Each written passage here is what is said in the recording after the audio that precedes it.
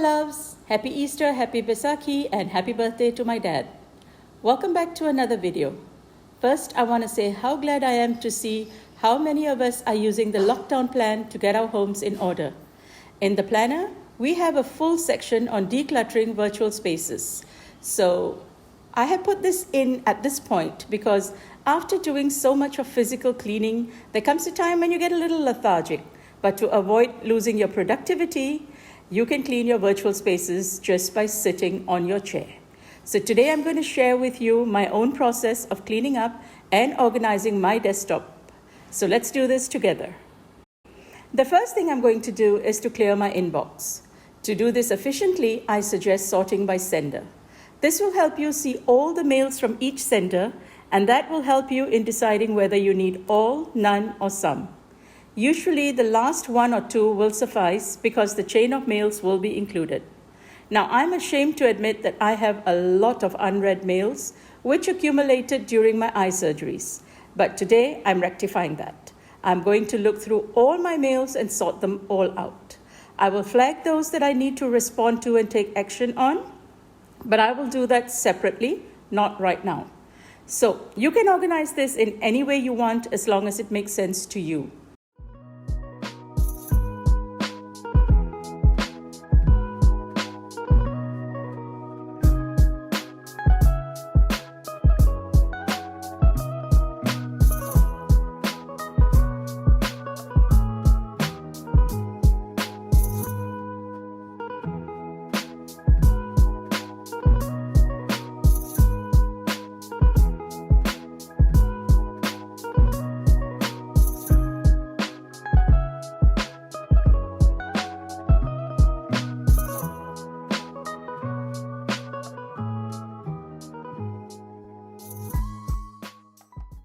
While you're sorting your mail, one more step you can consider is to unsubscribe to any mailing lists you no longer want to receive updates from.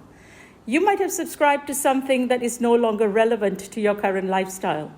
And often, these mailing lists are bought from other companies that we have actually subscribed to.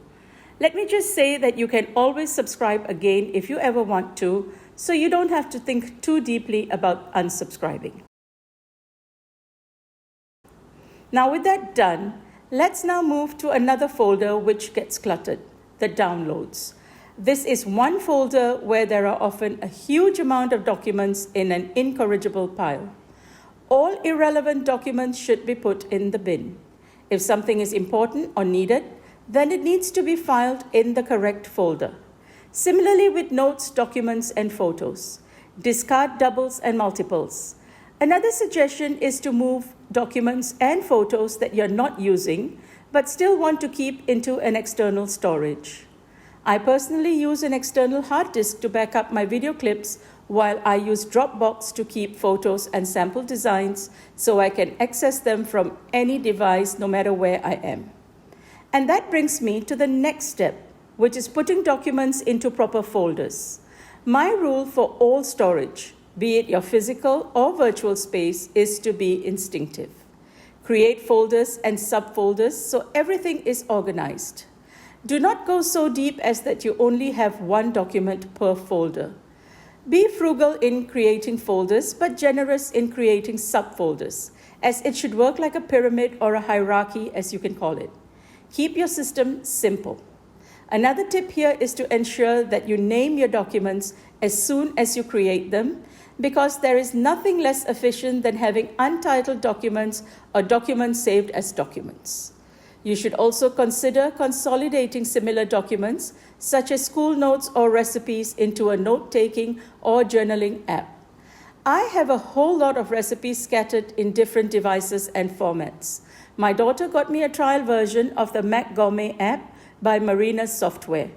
This makes it very easy to sort and save recipes clearly and concisely. I'm going to use this a little more before deciding if I want to purchase it. The other alternatives are Mac Journal, OneNote, and Evernote.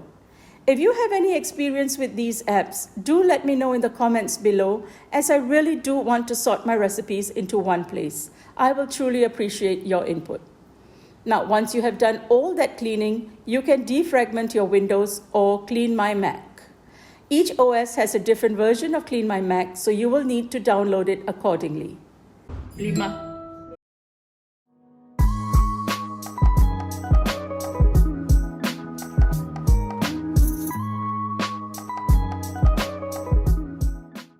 The next thing may seem a little extra to some, but I have gone ahead, and that is to customize my wallpaper.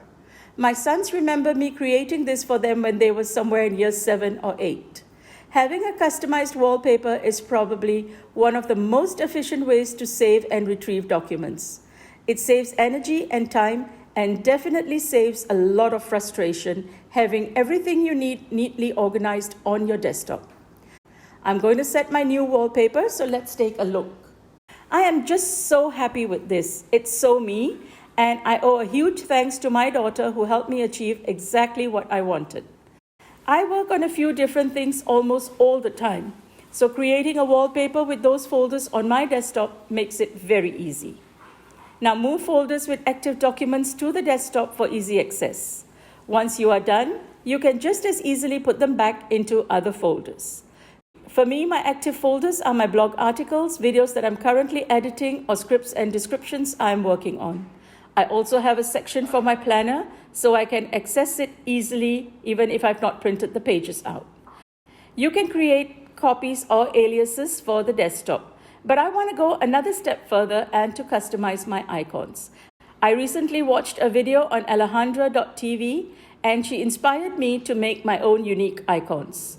I then also had to watch a video on how to change the standard icons, and I will leave you both the links in the description box below.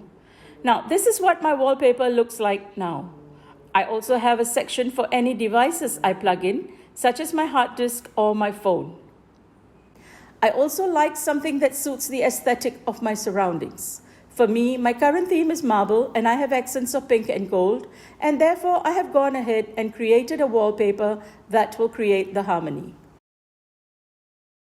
Now, if you're really not into creating your own wallpaper, one software I can recommend is iCollection. This will also create boxes on your desktop, allowing you to group together like documents.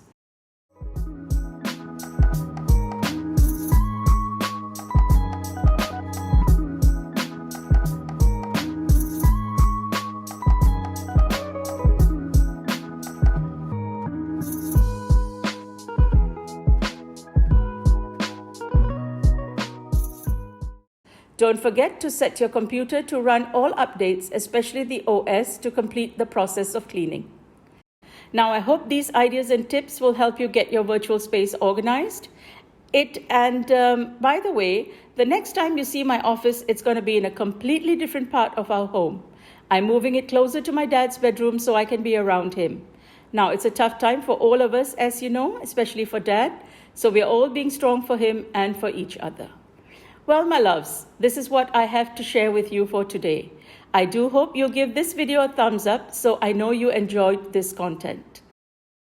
Until the next video, this is Raveena saying, be safe, stay indoors, this too shall pass.